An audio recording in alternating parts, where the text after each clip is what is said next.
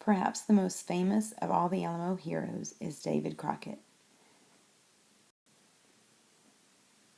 Books, movies, and TV shows have been made about his life and his adventures.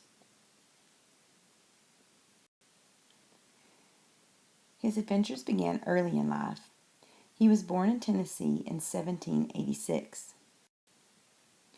When he was 12, he was hired to help Jacob Siler drive his cattle to Virginia. Siler tried to keep Crockett as his servant by force. Crockett escaped by walking 7 miles in 2 hours through knee-deep snow. A day before his 20th birthday, he married Polly Finley. They had 3 children. Not long after they married, Crockett became a soldier in the Creek Indian Wars. After the war, Polly died. Polly and David had 3 children together. Soon after Polly died, he remarried Elizabeth Patton. They also had 3 children together. We have talked before about how many times in history a famous soldier goes on to become president or works in the United States government in some way. Since Crockett was a soldier in the Creek Indian War, he later was elected to the Tennessee legislature and was soon representing Tennessee in the United States Congress. Of course, it wasn't just the fact that he was a good soldier that got Davy elected to the United States Congress. Part of the reason he was elected because he was really smart, and also because he was a great storyteller. People loved to listen to his stories about life on the frontier and his adventures in the war. Davy even wrote a book about his life, his own autobiography. His book became a bestseller all over the country. Even people in Texas and Mexico read about his adventures.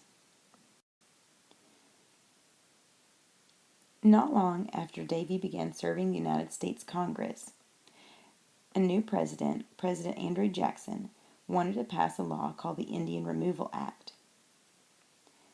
Basically, the law forced Indians off of their land and took their property without giving them any payment. Davy felt like this was really unfair. He fought against it and gave a lot of speeches to try to convince people to vote against the law. It's always been interesting to me that some of the Indians that Davy fought most fiercely against in the Creek Indian War were also Indians that he fought to protect.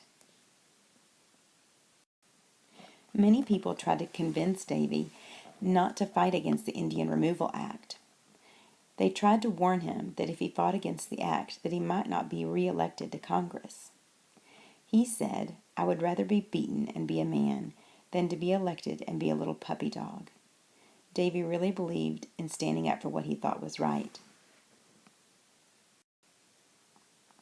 Davy's friends were right. The Indian Removal Act became a law, and the Indians were forced off their land. After that, Davy ran for Congress again, only to be defeated. This is an excerpt from a newspaper at the time that provides a famous account of how Davy Crockett came to Texas. I won't read all of it here for you, but there are some really famous quotes in this news article that you can pause the video and read yourself. When Davy decided to move his family to Texas, he wanted to go first to get things settled and then bring the rest of his family later. Although he didn't intend on coming to Texas to fight in the Texas Revolution, that is what happened. It's always been very amazing to me that shortly after arriving in Texas, that Davy was willing to give his life so that people he barely knew might have their freedoms. Maybe that's why so many people consider him their favorite hero of the Alamo.